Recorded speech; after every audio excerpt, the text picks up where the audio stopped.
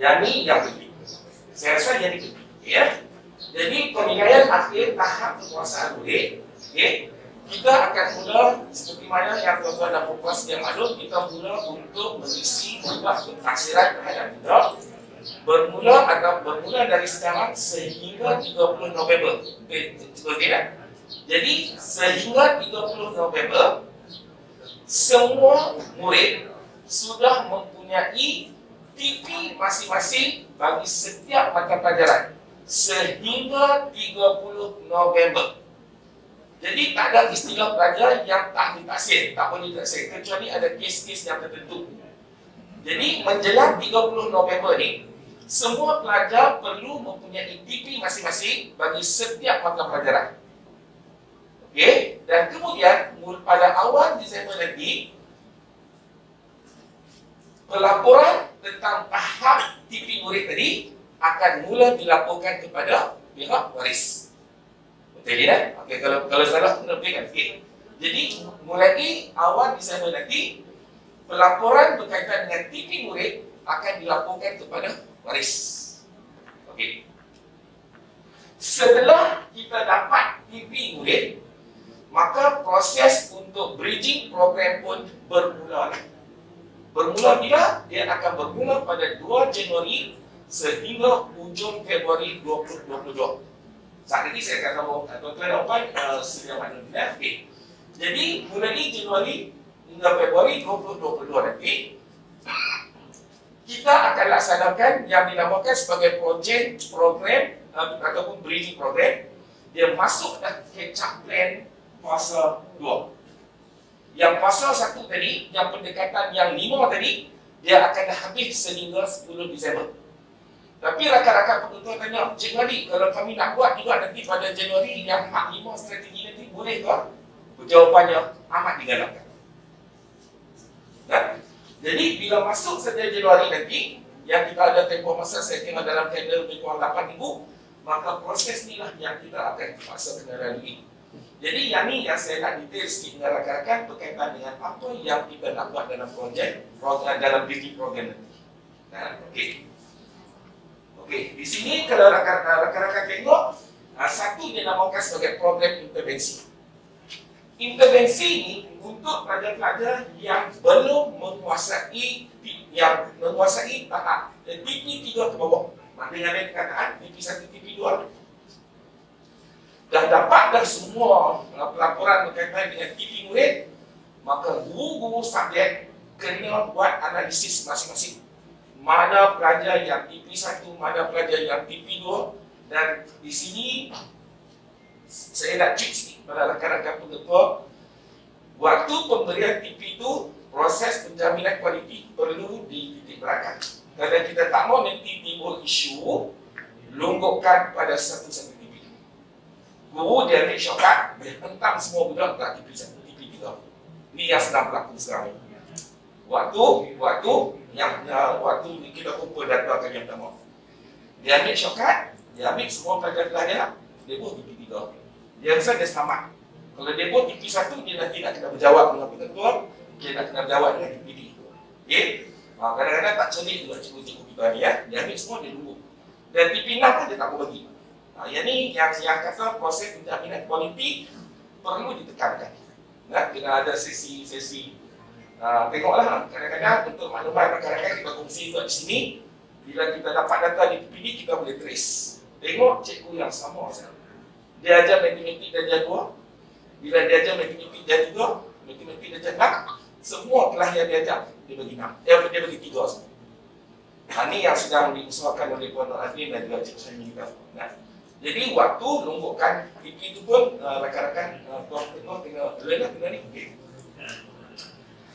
Untuk pelajar-pelajar yang capai TP 3 dan ke atas, yang kita namakan sebagai program penumbuhan dan kekayaan. Jadi ada 2 program dalam bridging program tadi, satu intervensi dan satu lagi penumbuhan dan kekayaan, yang kita akan laksanakan sepanjang Januari dan Februari nanti. Okay. Right.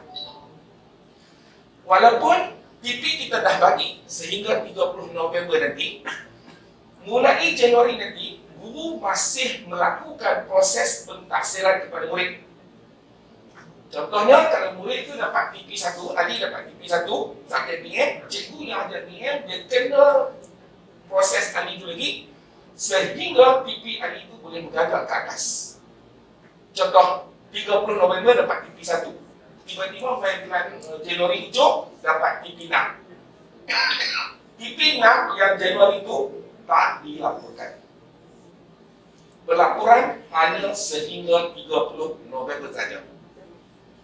Jadi proses berlaku, perubahan TP berlaku, tetapi untuk pelaporan tak ada.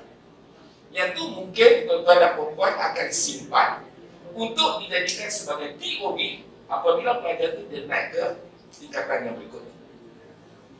Nah, right. Yang itu yang proses yang akan berlaku nanti ya. Jadi yang ni semua yang akan diurus takdir oleh guru-guru mata pelajaran dengan rendah diri, dengan ikhlas hati nak minta tolong tuan-tuan dan perempuan betul alert tentang penjaminan kualiti. Mungkin tuan-tuan dan perempuan boleh delegate tugas itu kepada ketua bidang ataupun ketua panitia. Nah, okey, itu yang kita nak sampaikan untuk sekarang ini. Nah, saya sambung sikit lagi. Okey, yang ni yang dikatakan bridging program. Kita tengok timeline dah. Saya kata sikit. Okay. Akan bermula dari 1 Januari hingga hujung Februari. Saya kira dah 8 minggu. Tapi dalam celah-celah tu, tuan-tuan dan perempuan, kita ada cuti tahun baru Cina mungkin dalam masa seminggu. Jadi, atok program dia elok nak tengok kalender semua. Okay. Untuk tingkatan 5, kita tak kacau lah. Yang Ustaz bimbang tadi, tingkatan 5 kita tak kacau lah. Pasal tingkatan 5 dalam keadaan yang momentum dan kita sediakan dia untuk speed SPM. Di sini tingkatan 5 persediaan SPM 2021. Yang ni kita tak kelompokkan. Biarlah dia dengan program, dengan kecemerlangan dia, dengan klinik dia, dengan segala-galanya, teknik menjawabnya. Yang kita nak proses ni daripada pelajar peralihan hingga yang tingkatan 4 ni. Nah, yang ni yang dikatakan meneruskan sesi PDP 2021 berdasarkan kepada kelompok PDP masing-masing. Ya, kalau kata kelas tu kelas yang paksa semua dia dapat PDP 4 ibadah. Okey, guru subjek kena buat proses pengayaan dan pengukuhan. Ya, hasilnya ni tanggai dah. Kita tak kacau dengan ni semua. Yang ni jadi so dari peralihan sampai tingkat 4 kita susun satu program tersebut. Ya, right. Last untuk slide ni lah.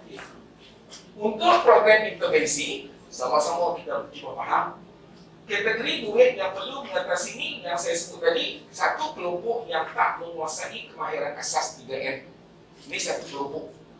Kalau sekolah tuan-tuan dan puan ada kelompok tu, yang itu satu kelompok. Yang kedua, kelompok yang kedua, murid yang mencapai TP 2 dan ke bawah, TP 1 dan 2. Jadi guru dia kena ada lah nama semua murid apa yang terlibat dalam kelompok ni. Okay. Dan satu lagi kelompok, 3 kelompok semua, murid yang belum menghabiskan KAK. Kalau rakan-rakan guru nanti subjek masing-masing dia akan kena pasti lah. Tapi saya tengok nanti hak nombor 3 nanti ni dia akan berkait dengan nombor 1. Hak murid yang tak menguasai 3M ni lah yang akan jadi masalah untuk akan diasai. Murid yang tercicir dan sebagainya yang tak hadir sepanjang PDPR, yang tak pernah buat tugasan. Okey, ini semua gunakan. Jadi nama program dia program intervensi. Kalau tuan-tuan dan puan tak lagi kita pilih dengan hak intervensi SPM lah. Yang ni untuk intervensi catch up plan. Nama dia dan perkasa aku bagi nama tu kita pakai nama tu. Okey. Untuk pengukuhan dan pengayaan. Yang ni yang tadi tu dia kata untuk murid yang menguasai TP 3 hingga TP 6. Jadi apa yang kita nak buat? Ini semua contoh program khas kecemerlangan.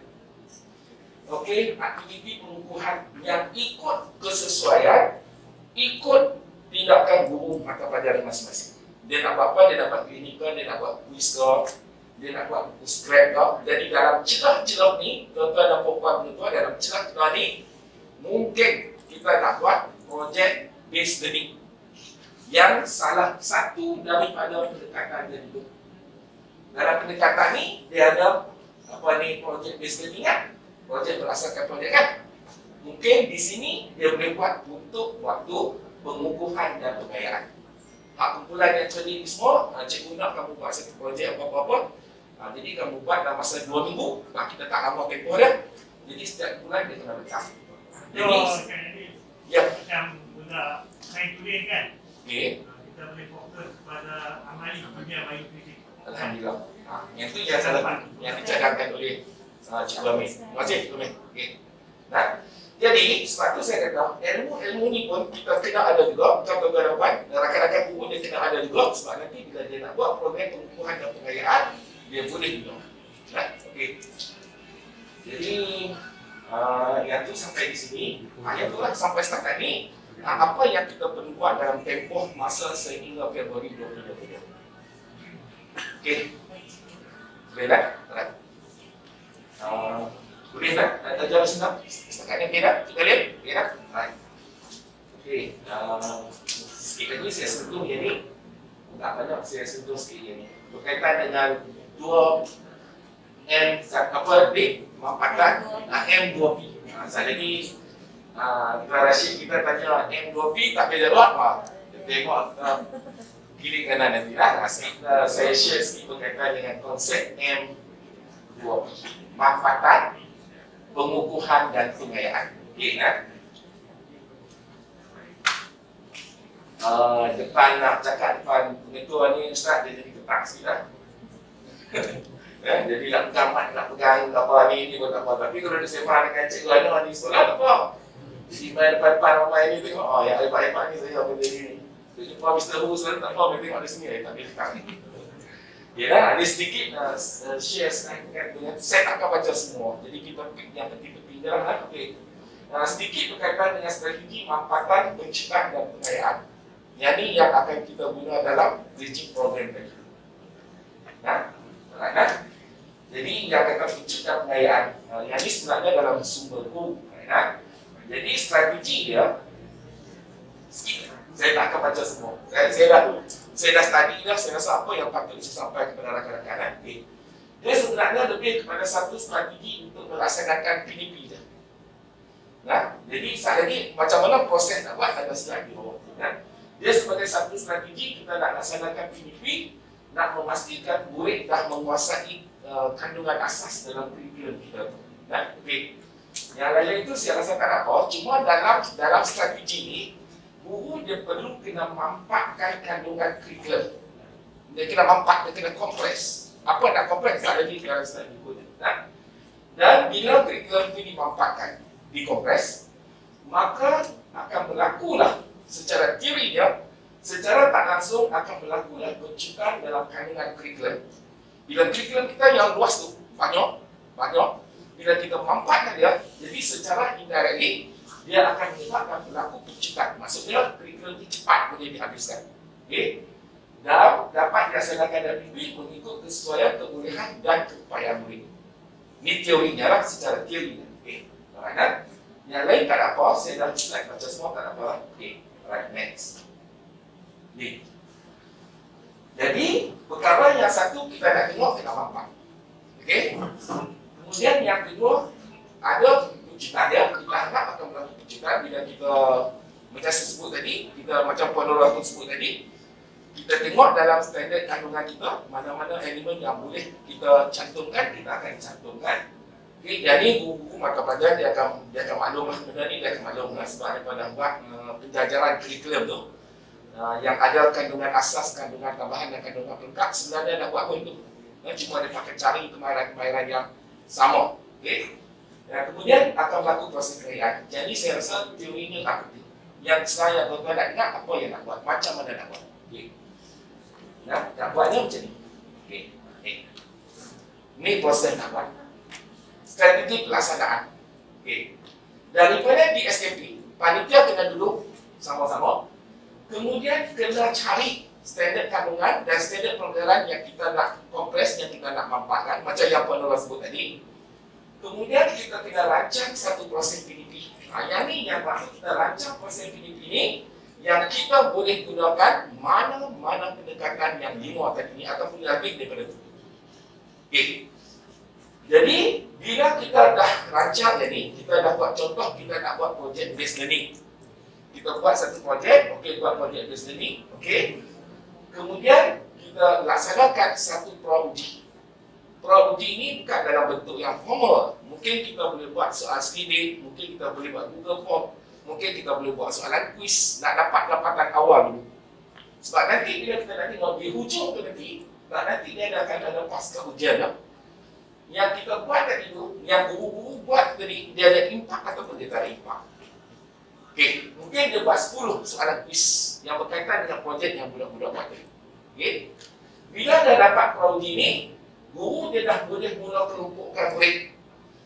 Okey, kalau kata wajib kena ada 3-3 ni ke? Okey, yang kata ada dalam kumpulan tu yang budak dapat skor rendah, ada kumpulan tu yang budak okey. Rakan-rakan penutur akan tanya, kalau sekolah dalam kelas lain semua dah okey. Kalau dah semua okey, tak ada masalah. Tapi kalau dalam kumpulan tu masih wujud lagi perbezaan dari segi pencapaian, maka proses yang seterusnya kita buat projek. Projek itu berlaku. Okay, sebelum projek bermula, kita akan adakan prauji. Lepas tu, dah ni kita bagi bimbingan, guru akan bagi bimbingan, akan buat semua menggunakan strategi yang ada tadi ni, dan di hujung nanti kita akan buat pasca ujian. Nak tengok impak dia, kita dah dapat data pro dan data post. Dan di sini baru dia kata plan intensif yang berterusan kalau perlu. Nah, sebab saya tengok tak lama dalam tempoh kita hanya ada 8 minggu saja bermula dari Januari itu. Jadi dia tak lama pun. Jadi tuan-tuan dan puan-puan kena sedia maklum, waktu kita nak buat mana-mana pendekatan tadi, contohlah macam saya dah cakap banyak pasal project based learning itu, tempoh pelaksanaannya jangan lebih daripada 4 minggu. Sebab nanti kita tak boleh tengok impak. Nak cantik antara 2 hingga 3 minggu. Situ baru kita boleh nampak. Dan panitia-panitia boleh mula kumpul-kumpul data dan boleh mula buat laporan-laporan ringkas. Tak membebankan cikgu dengan laporan yang detail. Mungkin sikit-sikit laporan ringkas yang mungkin boleh dibentangkan kepada tuan-tuan dan puan-puan. Nah, yang ni yang dikatakan strategi nak melaksanakan mampatan, pengukuhan dan pengayaan. Ya, yang ni contoh. Dia bagi contoh lah, contoh yang kita nak buat ni. Contoh ni dia sangat detail. Tapi kalau nak ubah soal pun tak ada masalah. Nah, kalau kita tengok ni contoh ni, mata pelajaran apa topik dia semua ni sangat detail. Ya, kalau kita bisa nak ubah soal pun tak ada masalah. Ini yang daripada sumber bagi detail. Jadi, saya rasa yang tu yang saya nak share dengan tuan-tuan dan puan. Sikit lagi saya ambil waktu. Mungkin yang ni yang tuan-tuan dan puan dah pun didedahkan berkaitan dengan minta maaf lah, tak ada berniat pun, kita tak ada berniat untuk singgung mana-mana sekolah. Sekadar nak share saja berkaitan dengan data-data berkaitan dengan penguasaan KAK kita yang di bawah 70%. Tuan-tuan dan puan dengan sahabat. Jadi sebenarnya kadang-kadang tak berapa tepat. Sekali lagi kita tengok apa isu yang menyebabkan yang berlaku. Untuk pelaksanaan kadar 50 ke bawah KAK ini, untuk sekolah menengah ni, rakan-rakan cuba tengok yang diharap kadang-kadang sakit. Sebab kadang-kadang saya pun rasa heran juga. Kadang-kadang subjek bahasa Melayu dan bahasa Inggeris dia boleh tak capai 70%, sedangkan subjek itu dia mengulang saja kemahiran. Subjek bahasa apa yang kita tekan? Kemahiran baca, bertutur, menulis. Jadi takkan yang asas ni yang tak boleh capai sampai 70%. Saya pun heran juga, cikgu ni mengajar apa? Kalau dia masuk dalam pelatihan, dia duduk diam. Dia siapa pun tak cakap apa-apa, tak ada kemahiran apa. Itu yang tak ada dulu. Jadi untuk subjek-subjek yang ada kemahiran, contohnya macam bahasa Inggeris, bahasa Melayu, dia sepatutnya benda itu tak berlaku. Mungkin kesilapfahaman guru waktu isi maklumat saja. Nah, okey, saat ini kita tengok isu dia. Yang ni isu dia. Mungkin yang ni yang kita kena tengok kali. Sebenarnya, waktu kita isi data tu, PPD pun tak dapat, dia direct ke UPSH. Nah, jadi kita bila UPSH hantar balik, bila kita sorting balik PPD kita tengok yang ni berlaku. Dia antaranya, guru terpaksa mengambil masa yang agak lama bagi menerangkan sesuatu kemahiran. Jadi waktu PDPR tu, duk ajar tak faham ataupun kehadiran sangat merosot. Jadi berulang-ulang tajuk yang sama itu menyebabkan kandungan asal tak beretap disampaikan dengan cepat. Satu. Nombor 2. tumpuan murid sewaktu PDPR memang jadi tak menafiah. Kita dah jadi isu global lah ini. Okay. 3. Guru terpaksa mengulang kandungan asas bagi memastikan murid benar-benar faham. Berulang benar. Tanya tak faham. Hari ini masuk awam Google Meet. Kemudian dia susah pula masuk apa yang lain. Jadi mengulang itu yang menyebabkan dia tersekat-sekat penyampaian kandungan asas. Okay. 4. Bagi kebanyakan kelas yang tidak mencapai, kebanyakan guru ni terdiri daripada guru baru, guru ganti. Jadi dia tak plan dengan elok, jadi menyebabkan isu ni pun berlaku. Dan last slide ni, PDPR lebih berpusatkan guru dalam penglibatan murid atau terbatas. Memanglah waktu Google Meet, cikgu seorang dia bercakap, murid tak terlibat apa-apa. Next. Kemahiran ICT guru terbatas menyebabkan dia hanya buat modul bagi modul saja. Okay? Data tak ada. Cikgu pun tak cakap nak macam mana dapat Google Meet pada peringkat-peringkat awal tu. Jadi yang menyumbang kepada masalah-masalah. Okay? Kehadiran yang tak konsisten. Okay? Bagi tingkatan 5, macam yang Ustaz sebut tadi, memang kita lebih kepada nak jawab soalan tu. Sebab itu yang merupakan antara intipati yang pengarah nak ingat nanti. Pencapaian SPM naik turun, jadi tingkatan 5 ni kita tak pergi apa dah, memang kita duduk. Nanti dia buat kita jawab soalan. Dan last sekali, sokongan dan penglibatan ibu bapa yang masih pada tahap yang rendah. Yang ini antara isu-isu yang telah pun kita kenal pasti. Jadi tuan-tuan dan minta maaf banyak jangan sakit dengan data ni. Cuba sekadar maklumat kita saja. Ya. Dan last tadi, kalau nak ambil isu ni masuk dalam dialog prestasi nanti boleh. Mungkin dia bersesuaian dengan sekolah tuan-tuan dan puan. Mungkin dalam boleh pilih kan mana sesuai. daripada 9 isu ni, mungkin yang mana-mana yang bersangkut dengan sekolah tuan-tuan dan puan. Dan mungkin juga isu yang tuan-tuan dan puan alami tapi tak saya cakap di sini. Okey. Dan last kali, inilah memang berbeza lah. Okay. Dalam tempoh yang terdekat, okay, disebabkan kerana bila berlaku lawatan dari pihak PPT ke PPD Barat Daya, bila pergi melawat 2 buah sekolah di PPD sana, bila bersoal jawab dengan guru di sekolah, kita tersebutlah sekolah mana tanya tentang catch-up plan. Guru-guru dengan selamanya, dengan ikhlas, sejujur-jujurnya hati bagi tahu dia tak tahu apa pun tentang kecap plan. Tanya begitu ada bagi briefing, begitu apa dia kata tak bagi briefing. Silap-silap dia tak begitu apa tadi. Pandai juga tu. Jadi kita nak memastikan keadaan PPD kita dalam keadaan yang selamat. Pihak PPD, saya mewakili Tuan Zainuddin, meminta kerjasama daripada tuan-tuan dan puan untuk mengadakan satu sesi pendaftaran berkaitan dengan catch-up plan. InsyaAllah ni slide-slide tu kalau tuan-tuan dan puan tak mau download dalam sumber tu boleh minta melalui saya boleh, melalui Zainuddin boleh, mana melalui pegawai boleh. InsyaAllah kita akan bekalkan bahan. Mungkin tuan-tuan dan puan boleh buat dalam keadaan hybrid.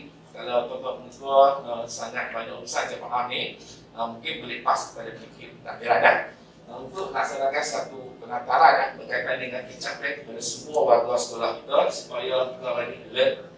Dan biarlah kita berhitam putih, kita ada noktahnya. Nanti cikgu kata pengetua tak buat, jadi kita pun dah buat. Jadi kita buat laporan ringkas saja kan. Jadi laporan ringkas berkaitan dengan penataran berkaitan dengan catch-up plan. Okey, tak usah banyak-banyak. Kita pakai konsep one page report saja kan. Okey.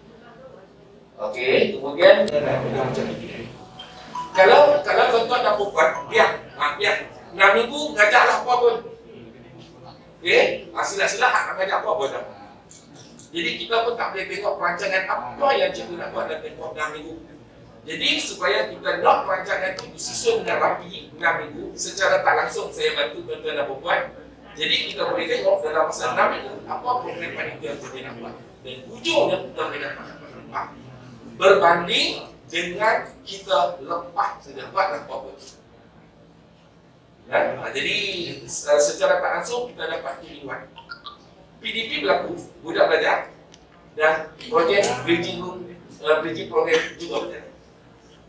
Katalah yang ini cadangan saya lah, saya nak buat macam tu lah ya. Okey, tuan-tuan dan puan, ada sedikit idea untuk lebih buat lagi lah. Okey, saya rasa itu perkara yang saya nak sampaikan kepada rakan-rakan muda pada pagi ini. Minta maaf banyak-banyak ya, mungkin ada tersilap bahasa dan kecelaruan bicara. Untuk program yang selanjutnya, Ustaz Nasri macam mana kita nak sambung pendekatan lebih tu ataupun macam mudahlah pada tuan-tuan dan puan. Kecil macam mana? Cuba okey kan?